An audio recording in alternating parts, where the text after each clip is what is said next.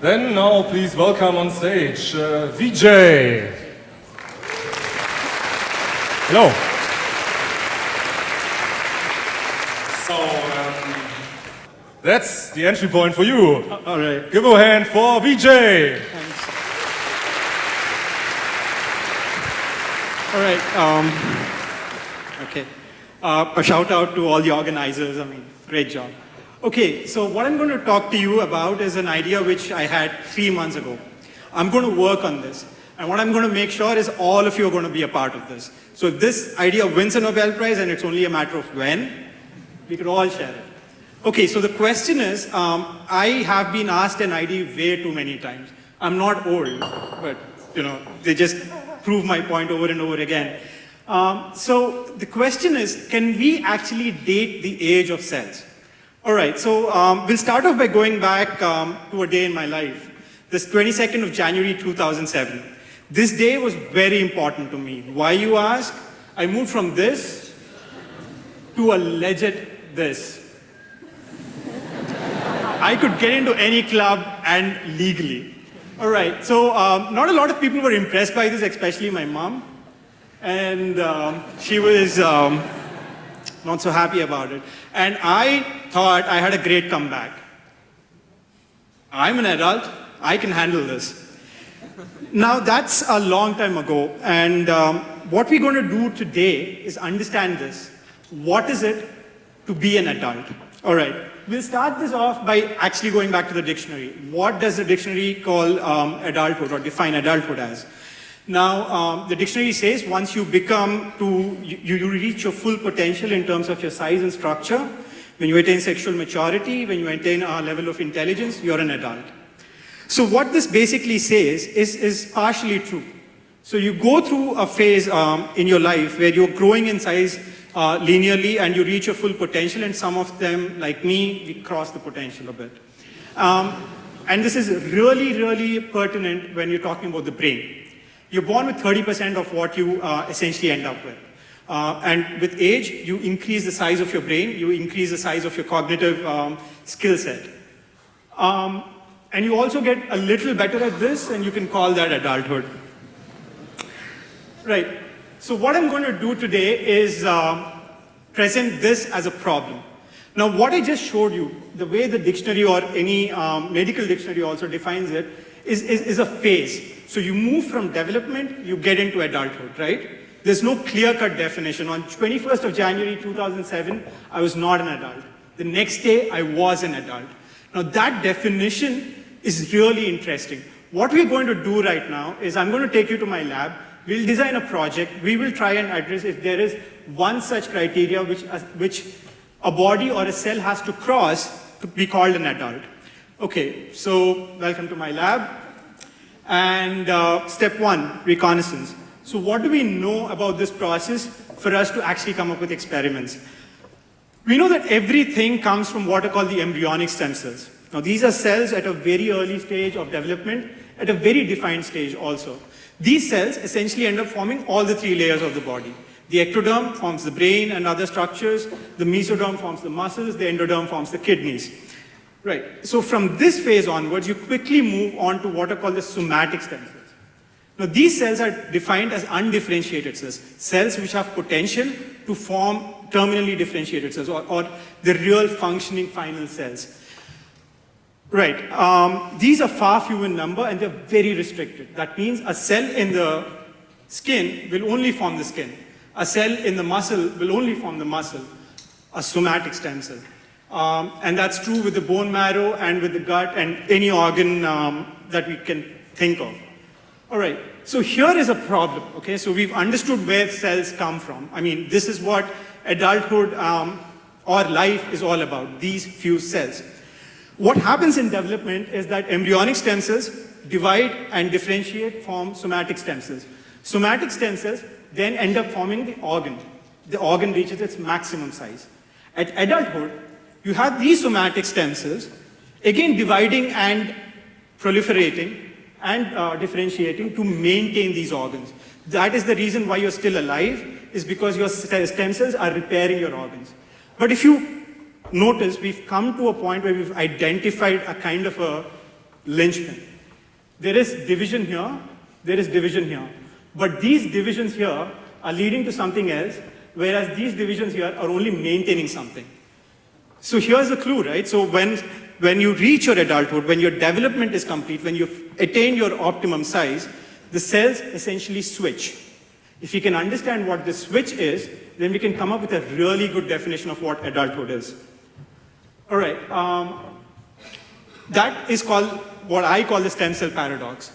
Through development, stem cells generate organs. At the onset of adulthood, these stem cells change somehow only to repair organs. Now then the question is, if we understand how stem cells age, we understand what aging or what adulthood or the onset of adulthood is. All right, so we move to step 2. Let's generate a hypothesis. My hypothesis is that when you're developing, when you want to form an organ, you're not going to stop it, right? You want to do something, you will continue to do it until you make it. That is development. At the adulthood, the cell gets an ability to take a step back, stop, and only do it when required. This ability, generation of this ability, is what will be the definition of adulthood. That's a hypothesis. And let's work with it. This is actually not a new term. We know this, and this is what is called the quiescence of stem cells. Anybody who has been to more than one science slam knows what stem cells are, because there's at least one science slam about stem cells. All right, what is quiescence? Now, to understand quiescence, let's just look at how a cell divides. A cell enters, okay, this is not working. A cell enters the G1 phase. G1 is the growth phase. Everything you need is built up, right?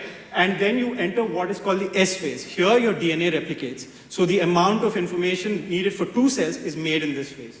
You move out of this phase into what is called the G2 phase. Here every mistake is corrected and the cell is ready to divide into 2. That happens in the M phase.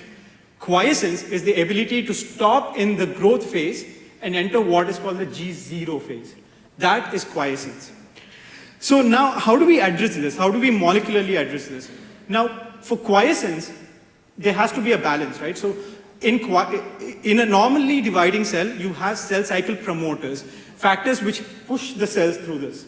And that will be dominating as opposed to the factors which do not allow cells to go through these phases, right? So that is what we're going to live with. So we're going to live with this seesaw.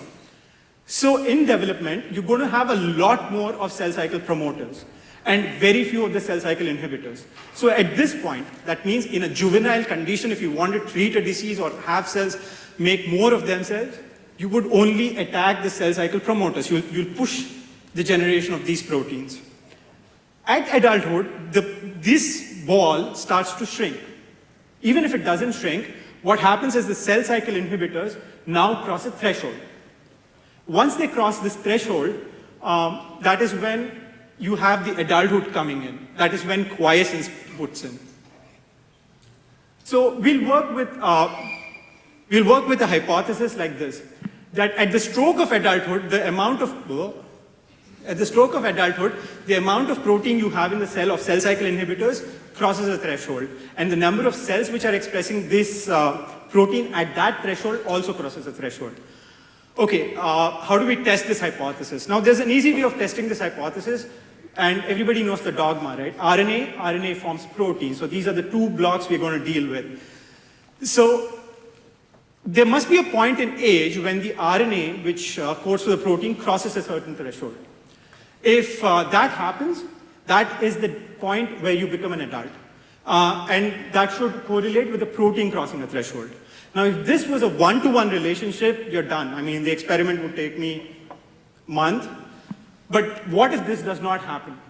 What normally happens, and this is something which we've tested, is that the RNA, which codes for these cell cycle inhibitors, or the factors which are responsible for the brink of adulthood, are expressed rather early in the age, but the protein does not come up.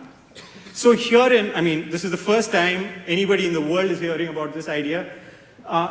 We are now defining a variable called the translation deficit.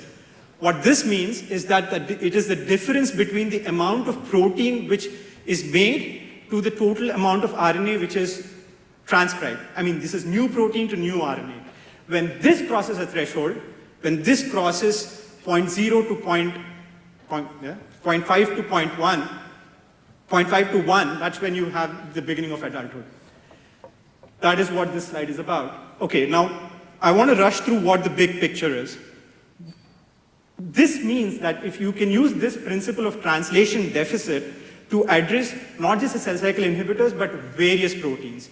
The inherent philosophy which comes out is that if there is a translation deficit, there are what are called inducible translation factors. Now this is a branch of biology which has not been tapped into yet.